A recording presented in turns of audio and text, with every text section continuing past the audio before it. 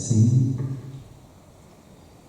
untuk sedikit pemaparan tentang apa yang penting yang harus dipahami dalam meditasi.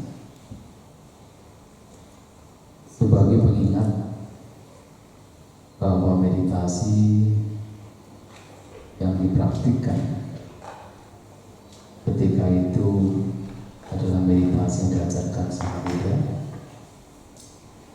Meditasi ini tidak bisa dipisahkan dari inti ajaran Buddha,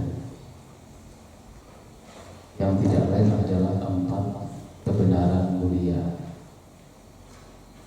Sesungguhnya apapun yang diajarkan oleh Sang Buddha selama 45 tahun, semua tidak bisa dipisahkan dari 4 kebenaran mulia. Maka suatu kali beliau menegaskan pada para siswa beliau, Ubicahan bikawe itarahija Tukanca panyapeni duka saca iruda. Wahai para biku, dari dulu sampai sekarang saya menunjukkan 2 hal, yaitu tentang penderitaan, tentang duka, dan tentang padamnya duka. Duka saca iruda. 2 hal ini yang tentu ketika diurai, ketika Sang Buddha menyampaikan, menunjukkan keberadaan penderitaan atau duka, dia juga akan menunjukkan ada sebab mengapa duka itu muncul. Maka sebab penderitaan tidak bisa dipisahkan dari apa yang disampaikan Sang Buddha berkenaan dengan duka.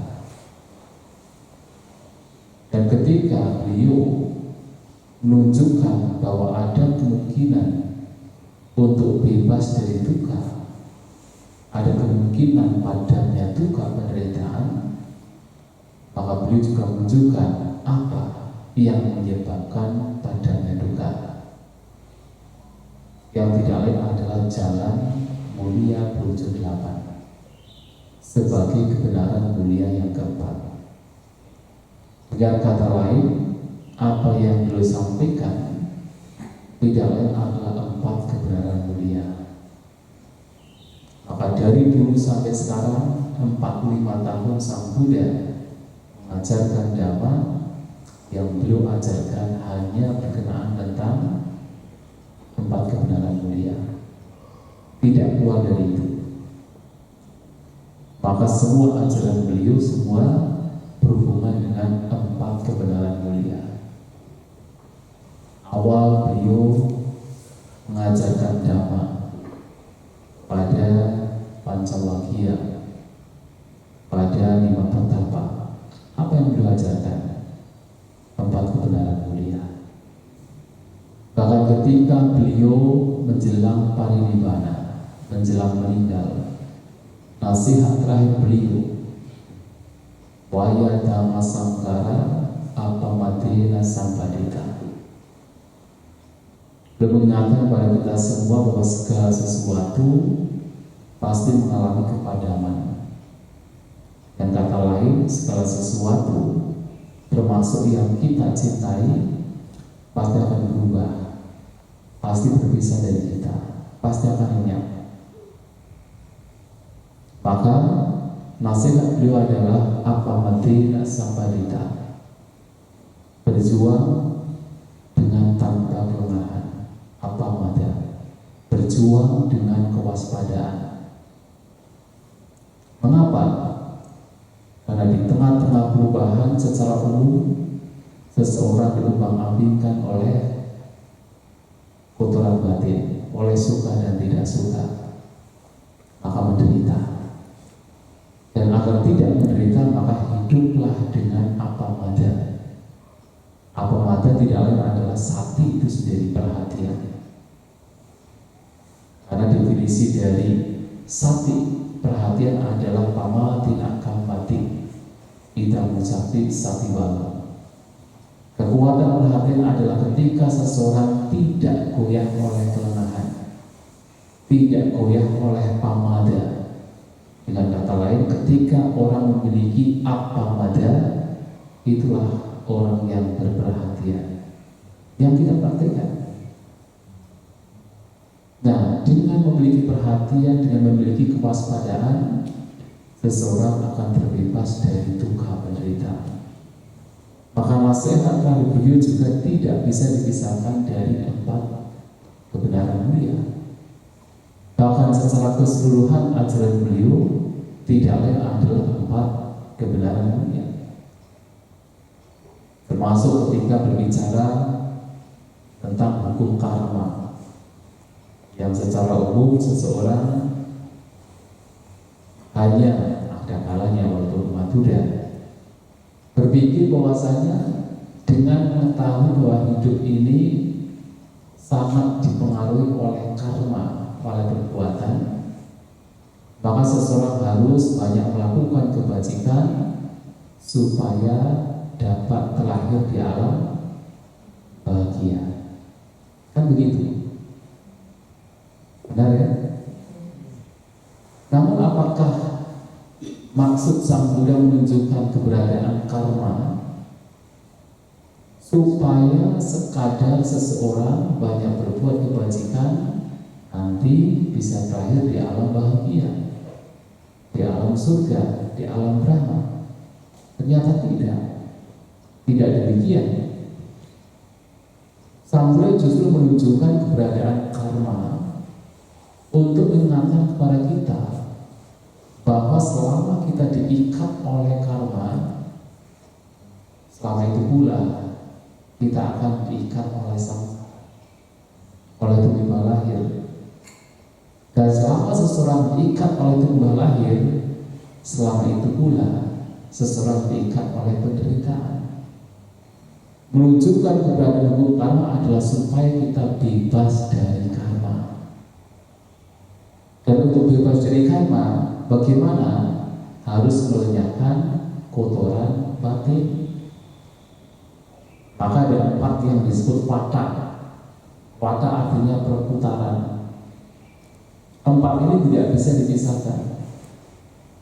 Samsara wata, perputaran tumbal lahir, kemudian vipaka wata, perputaran buah vipaka, kemudian kama wada, perputaran perbuatan, dan kilesa wada, perputaran kotoran batin. Seseorang terus berputar dalam tumbal lahir samsara wada disebabkan karena seseorang terus mendapatkan buah vipaka.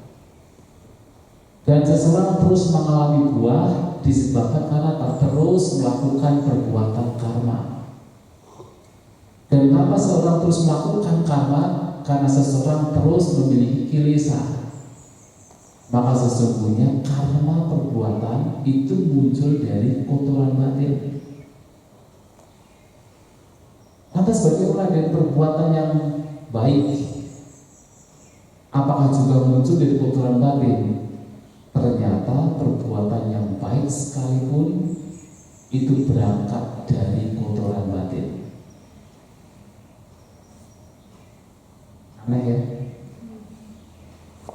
Itulah kenapa kemudian ketika kita memahami Paticcasamuppada, awija paccaya sankhara, karena ketidaktahuan, tidak tahu apa, tidak tahu 4 kebenaran mulia, maka seseorang terus melakukan sangkara, terus menimbun sangkara. Apa itu sangkara? Tidak lain adalah karma.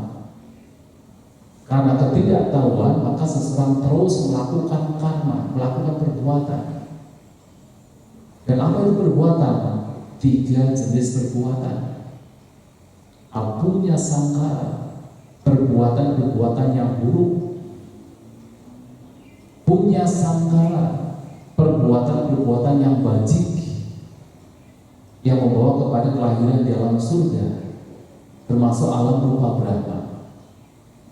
Dan anicca sangkara, perbuatan-perbuatan yang membawa kepada kelahiran di alam arupa Brahma. Anicca, batin yang tidak goyah, mengacu pada pencapaian arupa jana. Ternyata 3 jenis perbuatan ini muncul dari mana? Avijja, karena ketidaktahuan.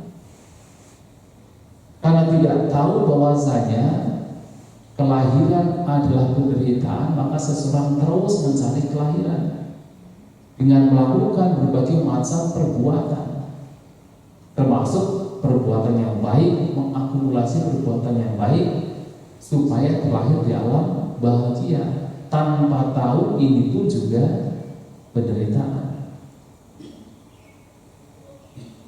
Maka kama wada itu muncul dari kilesa wada, karena ketidaktahuan. Ibaratkan karena ketidaktahuan seseorang melakukan keburukan, seperti anak kecil, karena dia tidak tahu bahwa selokan itu kotor, lumpur itu kotor, dia bermain di sana, berbahagia di sana, bersenang-senang di lumpur, di selokan yang kotor. Karena ketidaktahuan maka seseorang melakukan perbuatan-perbuatan yang buruk. Namun ternyata karena ketidaktahuan pula seseorang melakukan kebajikan, dianggapnya sebagai sebuah kebahagiaan. Seperti laron, pernah lihat laron? Yang terbang menuju cahaya api, tanpa tahu bahwa api itu adalah penyebab dia menderita. Atau seperti seseorang yang menjilati madu di pucuk belati, tanpa tahu bahwa itu adalah penyebab penderitaan. Madu itu manis, cahaya itu menyenangkan, tetapi ternyata itu juga sebab penderitaan. Dan karena ketidaktahuan ini maka seseorang terus melakukan perbuatan, terkadang perbuatan yang buruk, terkadang perbuatan yang baik. Maka dalam Avijja Samappada yang ada gambarnya itu sebenarnya digambar oleh tradisi Tibet. Bukan drama ya, itu Tibet. Tapi sesuai, Avijja itu seperti orang yang buta. Di gambar itu seperti orang buta. Orang buta itu ketika disuruh ke tempat tertentu, namanya juga tidak bisa melihat. Kadang dia sesuai dengan jalannya, kadang dia tidak sesuai dengan jalan yang menyimpang. Kadang-kadang lurus, kadang-kadang menyimpang. Namanya juga tidak melihat. Nah, orang yang tidak tahu kadang-kadang melakukan kebajikan, kadang-kadang melakukan keburukan. Itulah, maka ternyata Sang Buddha menunjukkan keberadaan karma itu apa? Supaya orang justru terbebas dari karma, bukan untuk terus terseret oleh karma. Karena kalau terus terseret oleh karma maka terus berputar-putar di alam tumimba lahir. Di berapa alam? 31 alam kehidupan. Maka kalau seseorang sudah tidak terseret oleh karma dan dia adalah seorang arahan yang betul-betul bebas dari kilesa, maka dia bahkan perbuatannya disebut sebagai iriya, bukan sebagai karma lagi. Dan dia tidak akan dilahirkan di alam manapun. Nah, meditasi yang dipraktikkan juga harus diingat, ini pun juga tidak bisa dipisahkan dari 4 kebenaran mulia. Kita mempraktikkan meditasi tujuannya adalah untuk memahami 4 kebenaran mulia, untuk memahami apa itu dukkha, apa itu sebab dukkha, apa itu padanya dukkha, dan apa itu jalan yang membawa pada padamnya duka, penderitaan. Maka yang pertama ketika orang bermeditasi, yang harus dia ketahui adalah sejauh mana penderitaan itu dipahami. Maka ketika meditasi seseorang mengalami duka, penderitaan, itu bukan sesuatu yang buruk, itu sesuatu yang baik, ya kan? Anda bermeditasi yang dilihat pertama apa? Kebanyakan penderitaan, kan? Penderitaan yang dilihat, bukan kebahagiaan. Kalau meditasi kemudian dilihat bahagia terus, wah, kapan melihat penderitaannya? Kapan terbebas dari penderitaan? Harus melihat penderitaan. Karena memang itu sudah sewajarnya demikian, melihat ke dalam batin, ke dalam diri sendiri dengan benar, sesuai dengan jalan dhamma, maka yang terlihat adalah duka, penderitaan. Mengapa? Karena Anda dalam bermeditasi harus menghadapi penderitaan. Sang Buddha memberikan sebuah perumpamaan. Seseorang yang ingin terbebas dari jeratan marah, marah di sini artinya jeratan penderitaan. Ia diibaratkan seperti ikan yang dilempar ke daratan, menggelepar ke sana kemari.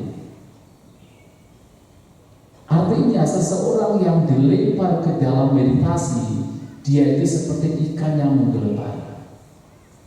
Maksudnya apa? Ketika ikan berada di kolam, berada di sungai dengan airnya jernih, ia tidak akan mengalami penderitaan. Maka seringkali orang mengatakan all is well, everything is fine. Ya selama dia berada di dalam kesenangan indrawi, all is well. Kenapa tidak? Bagaimana tidak? Soalnya setiap kali ada duka, penderitaan, dia menutupi dengan kesenangan. Menderita sedikit, bosan sedikit, pergi ke mall, mencari sightseeing, mencari kesenangan tertentu. Bosan sedikit, mencari hal-hal yang bisa melenyapkan rasa bosan. Maka seakan-akan tidak ada penderitaan, seperti ikan yang berada di kolam. Apalagi kalau kolamnya jernih, banyak makanan, tidak ada penderitaan. Tapi begitu ikan itu dilempar ke daratan, barulah tahu ia tidak bisa bernafas, menderita, menggelepar. Sama, ketika orang tidak bermeditasi, karena setiap kali ada duka, penderitaan ditutupi oleh kesenangan, maka dia tidak akan pernah tahu apa itu penderitaan. Namun begitu bermeditasi, duduk bermeditasi, meditasi jalan, melihat ke dalam batin, setiap kali ada penderitaan yang tidak menyenangkan, termasuk rasa monoton, bosan, malahan diminta untuk memperhatikan, diminta untuk melihat, diminta untuk menghadapi. Menderita tidak? Ketika duduk, biasanya ketika kakinya sakit, kalau tidak sedang bermeditasi, kan dengan gampangnya mengubah posisi duduk. Sakit sedikit diubah, merasa tidak nyaman sedikit, mengubah. Maka tidak akan bisa melihat apa itu penderitaan. Namun di dalam meditasi, duduk, mungkin kakinya sakit, badannya pegal, tidak langsung mengubah posisi, diminta untuk mengamati bagaimana bukan penderitaan. Menderita seperti ikan yang menggelepar ketika dilempar ke daratan. Ketika seseorang dilempar ke dalam daratan meditasi, ia menggelepar. Kenapa? Melihat duka. Tapi harus diingat bahwa ini adalah jalannya. Maka kebenaran mulia tentang penderitaan itu oleh Sang Buddha dikatakan parinyeyang, harus dipahami secara menyeluruh. Duka Arya Satsang parinyeyang, kebenaran mulia tentang duka penderitaan harus dipahami secara menyeluruh. Bagaimana memahami? Adalah dengan mengalami, dengan menghadapi. Dan kapan bisa menghadapi, mengalami? Sebenarnya setiap waktu kita bisa menghadapi, kita mengalami. Hanya saja kalau orang tidak bermeditasi secara umum, begitu ada penderitaan langsung lari dari penderitaan, tidak mau mengamati penderitaan. Namun saat bermeditasi, begitu ada penderitaan, ia harus menghadapi, harus mengamati, harus mengenali. Dan justru ketika mulai menghadapi, mengamati penderitaan, itulah bagaimana seseorang mulai paham, bukan hanya sekadar teori, mulai paham, oh ternyata memang ada duka, ada penderitaan. Yang pertama tentu yang dipahami adalah penderitaan yang memang secara intrinsik memang penderitaan yang mudah dipahami. Rasa sakit itu kan mudah sekali dipahami, itu memang secara intrinsik adalah penderitaan. Perasaan tidak nyaman, perasaan yang tidak menyenangkan, setiap orang tahu itu penderitaan. Hanya kalau seseorang tidak bermeditasi, tahunya tetapi kabur. Kabur di sini bukan kabur lari ya, kabur samar-samar. Seperti apa? Seperti kalau seseorang mungkin telapak kakinya ditusuk oleh duri, dia berjalan terus, kadang sakit, kadang tidak, kadang sakit, kadang tidak. Tidak akan dengan jelas ia tahu apa yang menyebabkan sakit tersebut. Tidak tahu dengan jelas apa yang dimaksud dengan kenapa dia merasakan sakit yang kadang-kadang muncul.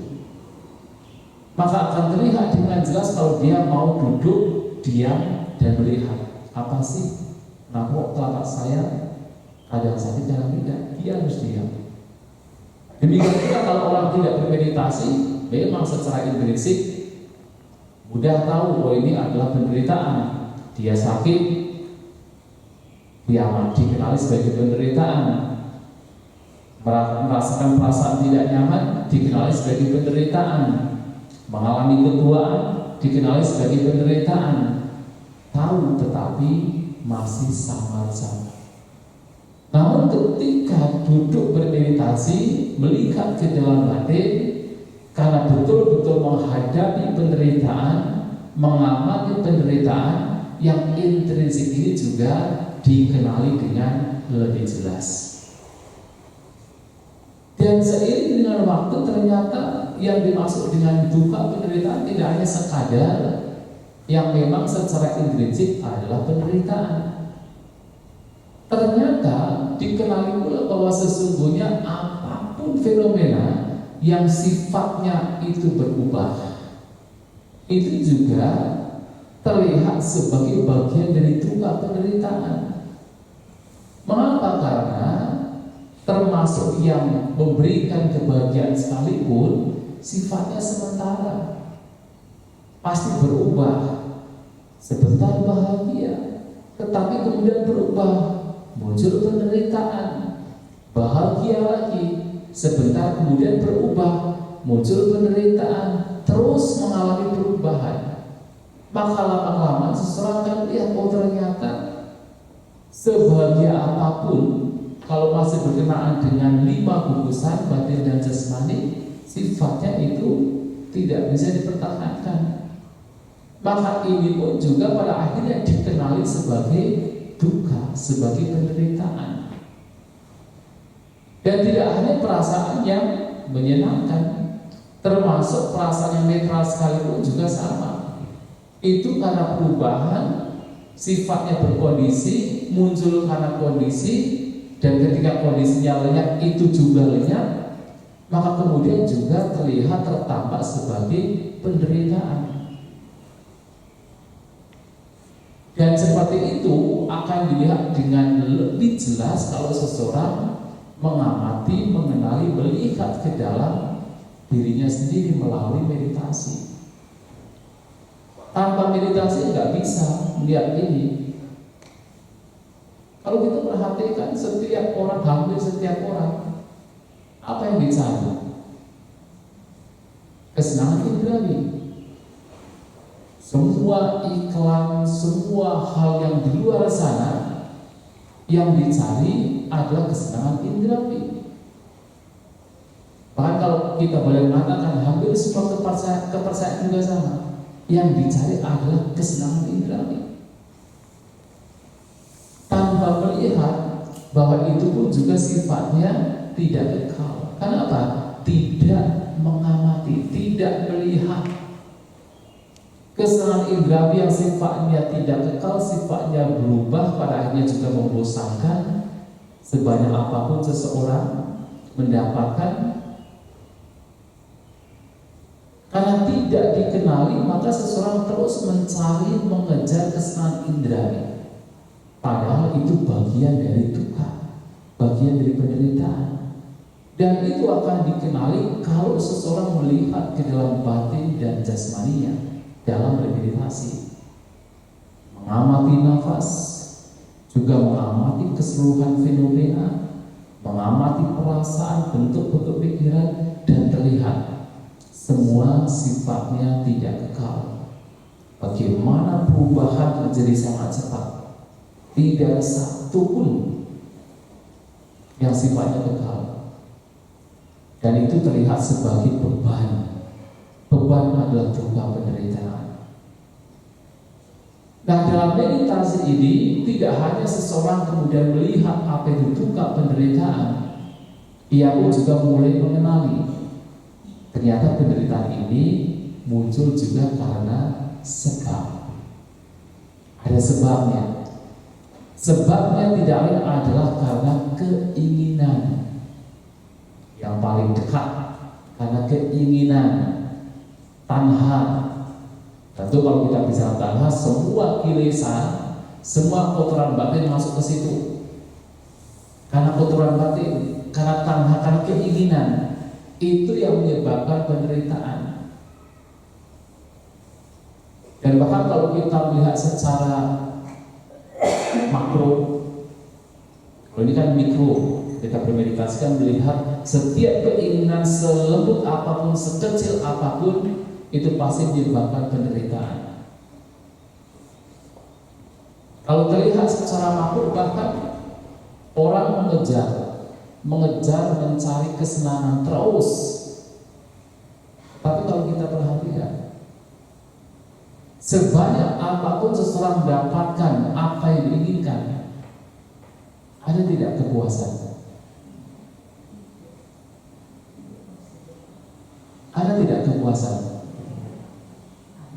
Ada, sementara. Ada bahagia tetapi sementara.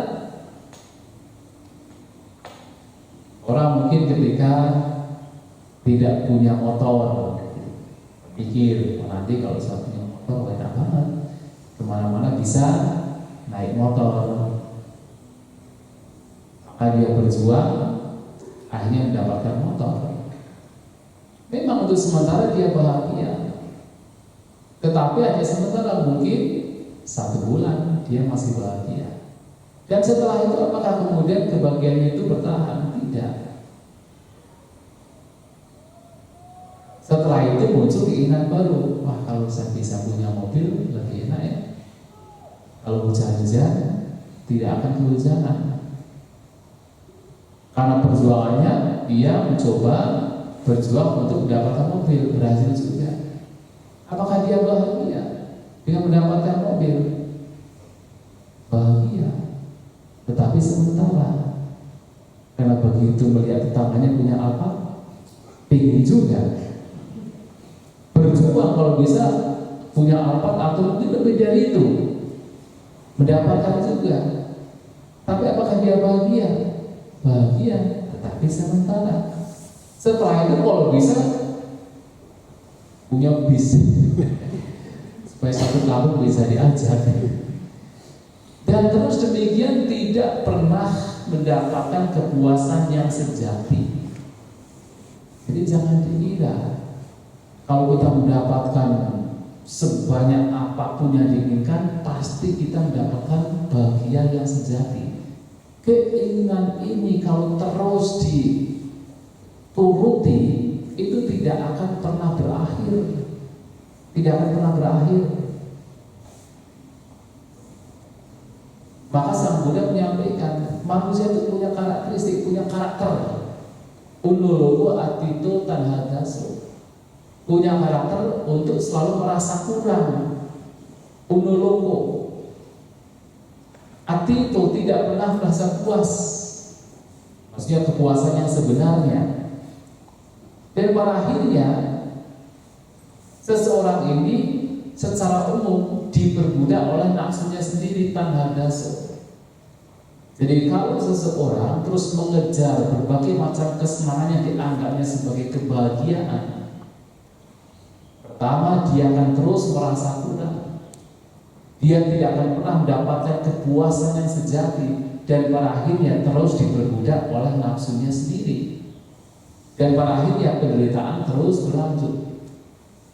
Maka mengetahui bahwasanya yang menyebabkan penderitaan adalah keinginan. Dalam bermeditasi, seseorang diajak untuk melatih batinnya, melenyapkan keinginan, melenyapkan tanha, nafsu keinginan. Apakah keinginan untuk menggenggam atau keinginan untuk menolak? Jadi yang namanya keinginan tidak hanya sekedar yang menggenggam. Ada menolak juga itu muncul karena keinginan. Keinginan itu bisa berwujud keserakahan, bisa juga berwujud kebencian. Keinginan untuk menggenggam, keinginan untuk menolak. Dan selama ada keinginan demikian, disitulah penderitaan muncul. Maka itulah kenapa dalam meditasi sejak awal dianjurkan untuk melatih di tengah-tengah perubahan yang menyenangkan dan tidak menyenangkan, batin dilatih untuk tidak melekat terhadap yang menyenangkan, tapi juga tidak memunculkan kebencian terhadap yang tidak menyenangkan. Batin dilatih untuk detach. Detach artinya itu tidak attaching, tidak melekat. Artinya hanya sekadar mengamati dengan batin yang seimbang. Tujuannya apa? Melatih batin untuk melenyapkan sebab penderitaan, yang tidak lain adalah tanha. Dan ingat kenapa tadi saya mengatakan karma ini muncul dari kilesa. Karena sesungguhnya karma, seseorang melakukan perbuatan, seseorang bereaktif batinnya, dan itu adalah perbuatan, itu muncul dari tanha. Karena tidak tahu bahwa tanha ini adalah sebab penderitaan, maka seseorang terus melakukan perbuatan. Maka untuk bisa terbebas dari duka penderitaan, seseorang harus terbebas dari perbuatan. Namun untuk bisa terbebas dari perbuatan, seseorang harus terbebas dari tanha, nafsu keinginan. Tanha pahana, kamang pahyati. Kamang pahana, dukang pahyati. Dengan dilenyapkannya tanha, karma dilenyapkan.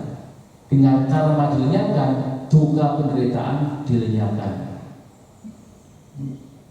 Itu disampaikan oleh Sang Buddha.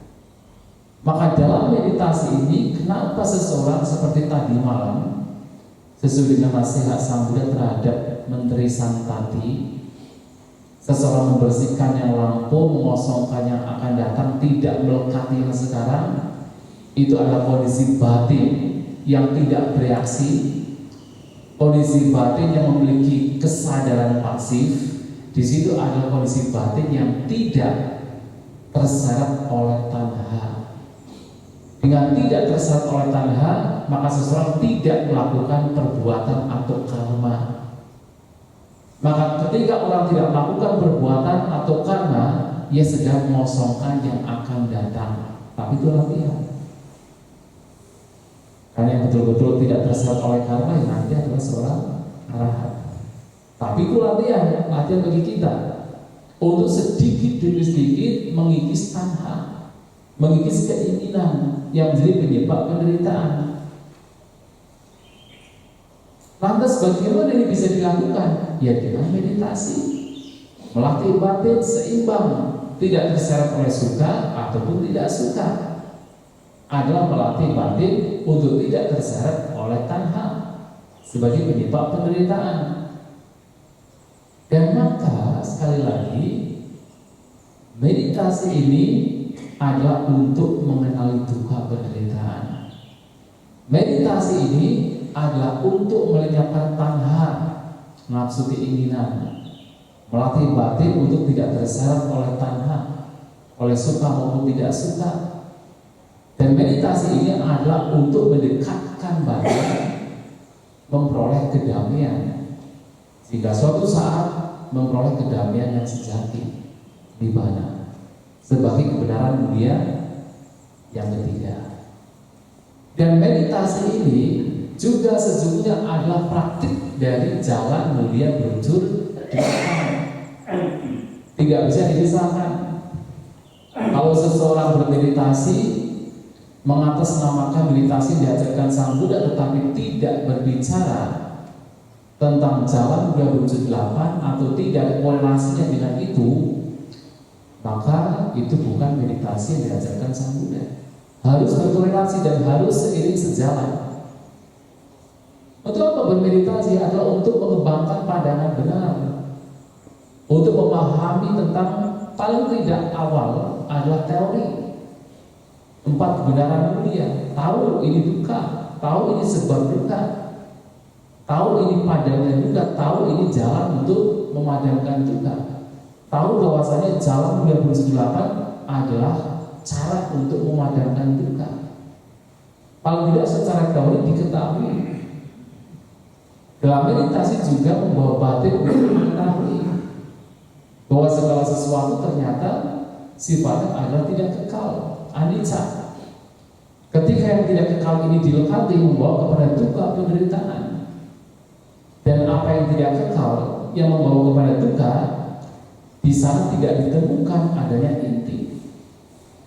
Melihat segala fenomena sebagai anicca, duka dan anatta adalah juga pandangan benar. Dan pandangan benar seperti itu muncul ketika seseorang mau melihat ke dalam dirinya, ke dalam batinnya, dengan cara bermeditasi, mengembangkan pandangan benar. Kalau pandangannya sudah benar, maka cara berpikirnya juga menjadi benar. Bukan berpikir hal-hal yang justru membawa kepada bertambahnya penderitaan, tapi berpikir hal-hal yang membawa kepada sedikit demi sedikit lenyapnya penderitaan. Berpikir tentang apa? Nekkhamma sankappa, tentang hal-hal bagaimana bisa meninggalkan kesenangan indrawi, tidak melekati kesenangan indrawi. Berpikir tentang apa lagi? Avyapada sankappa, berpikir tentang hal-hal untuk meninggalkan kebencian. Berpikir apa lagi? Avihisa sankappa, berpikir untuk meninggalkan hal-hal yang sifatnya merugikan. Itu muncul dari mana? Pandangannya memang sudah benar. Dan itulah meditasi. Kalau pandangannya benar, cara berpikirnya benar, maka ucapannya juga menjadi benar. Bahkan alih-alih berucap banyak bicara, kemudian memperhatikan noble silence. Itu juga manifestasi dari apa? Samawaca, atau faktor yang ketiga dari jalan mulia berujur delapan. Dan samawasa ternyata tidak hanya sekedar apa yang terucap melalui mulut. Samawasa sebagai ucapan yang benar itu adalah juga ucapan dalam batin. Karena sebelum seseorang terucap melalui mulut, kan itu terucap dulu melalui batin kan. Itu juga sama waca. Maka sama waca juga bagian dari cetasika dalam abhidhamma. Karena apa? Apa yang terucap dalam batin itu nanti terucap di dalam ucapan mulut. Dan itu akan menjadi benar kalau pandangannya benar, cara berpikir itu benar, maka apapun yang diucapkan juga menjadi benar. Dan tidak hanya ucapannya, apapun yang diperbuat itu menjadi benar. Dan kalau seseorang berucap dan berbuat benar, maka cara hidup dia, mata pencaharian dia juga pasti menjadi benar. Sudah pasti kan? Kalau ucapannya dijaga dengan baik, perbuatannya dijaga dengan baik, maka mata pencahariannya juga menjadi pasti baik kan? Kalau mata pencahariannya itu belum baik, berarti itu perbuatan yang tidak benar, ucapan yang tidak benar. Misalnya apa? Menipu, mata pencaharian dengan cara menipu. Itu kan karena apa? Ucapannya tidak terjaga. Atau misalnya mata pencaharian dengan cara membunuh. Itu kenapa? Karena perbuatan jasmaninya yang tidak terjaga. Namun kalau ucapannya benar, perbuatannya benar, maka mata pencaharian juga menjadi pasti benar. Dan orang bermeditasi pasti benar. Ucapannya benar, perbuatannya benar, maka cara hidupnya juga menjadi benar. Dan karena dalam bermeditasi mengupayakan untuk melenyapkan apapun yang buruk, mengupayakan untuk mengembangkan apapun yang baik, maka ia tengah mempraktikkan daya upaya yang benar. Dan karena dia melakukan daya upaya benar, concern dengan dirinya untuk selalu melihat ke dalam batinnya, untuk memunculkan yang baik-baik dalam dirinya, melenyapkan yang buruk-buruk dalam dirinya, dia melakukan demikian, maka itu sendiri adalah kehidupan yang berperhatian. Dia senantiasa berperhatian terhadap dirinya untuk mengembangkan yang baik, untuk melenyapkan yang buruk. Itulah perhatian yang benar, sama sati. Dan kalau 7 hal ini dipraktikkan dengan baik, orang punya pandangan benar, cara berpikir benar, ucapan, perbuatan, dan mata pencaharian juga dijaga dengan baik. Dia senantiasa melakukan upaya-upaya yang benar, sehingga dia memiliki perhatian yang benar, karena senantiasa berperhatian terhadap dirinya sendiri. Maka ketika 7 hal ini dipraktikkan dengan baik, dikembangkan dengan baik, dan kemudian seseorang batinnya menjadi tenang, batinnya menjadi teguh, itulah yang kemudian disebut sama samadhi, ketenangan batin yang benar. Karena kalau hanya tenang saja tanpa berangkat dari pandangan benar, itu bukan disebut sama samadhi. Bahkan seandainya seseorang mempraktikkan meditasi mencapai jhana sekalipun, namun kalau tidak berangkat dari pandangan benar, itu pun juga bukan sama samadhi. Karena sama samadhi adalah ketenangan yang benar yang menjadi faktor sang jalan yang membawa kepada nibbana. Maka kalau hanya mencapai jhana misalnya tanpa berangkat dari pandangan benar, itu tidak membawa kepada nibbana. Itu membawa kepada apa? Kelahiran berulang-ulang, masuk alam rupa wacara ataupun arupa wacara. Dan itu ternyata muncul dari mana? Lagi-lagi dari awija, ketidaktahuan. Maka yang disebut sebagai sama samadhi, konsentrasi yang benar, atau ketenangan batin yang benar, atau keteguhan batin yang benar, dikatakan demikian ketika 7 faktor lainnya itu dikembangkan. Dan itu berkembang saat seseorang mempraktikkan meditasi yang memang sesuai dengan yang diajarkan Sang Buddha. Maka sekali lagi, apa yang diperhatikan dalam meditasi ini tidak bisa dipisahkan dari 4 kebenaran mulia. Kalau sampai terpisah dari itu, sesungguhnya itu bukan meditasi Buddhis, bukan meditasi diajarkan Sang Buddha. Meditasi banyak, dan setiap bentuk meditasi apapun itu, ketika itu baik pasti memberikan manfaat, tetapi manfaatnya bisa masing-masing. Namun manfaat meditasi yang diajarkan Sang Buddha itu adalah satu, untuk melenyapkan kotoran batin yang membawa kepada kebebasan dari duka. Dan itulah yang membedakan. Dan itulah yang juga harus dipahami. Meditasi Buddhis harus bersesuaian dengan pemahaman 4 kebenaran mulia. Dan bahkan meditasi Buddhis adalah praktik yang sesuai untuk memahami 4 kebenaran mulia. Itulah yang ingin saya sampaikan sebagai reminder, sebagai pengingat tentang meditasi yang kita perhatikan, sehingga ketika nanti kedepannya mempraktikkan meditasi senantiasa untuk dilihat apakah ini sesuai dengan inti ajaran Buddha ataukah tidak. Kalau tidak sesuai, maka bukan meditasi Buddhis. Kalau masih sesuai, inilah meditasi yang diajarkan Sang Buddha. Bukan berarti saya kemudian melarang Anda untuk meditasi dengan teknik lain, silakan, kenapa tidak? Kalau itu bermanfaat, Anda mempraktikkan meditasi yoga, kenapa tidak? Silakan, kan secara fisik menjadi sehat. Tetapi untuk praktek meditasi yang diajarkan Sang Buddha, tujuannya satu, untuk melenyapkan sebab duka penderitaan, melenyapkan kilesa. Dan itu yang harus menjadi pengingat kita semua. Terima kasih, semoga bisa dipahami, semoga kita semua maju dalam dhamma, sabisata bawantus pitata, semoga semua makhluk berbahagia.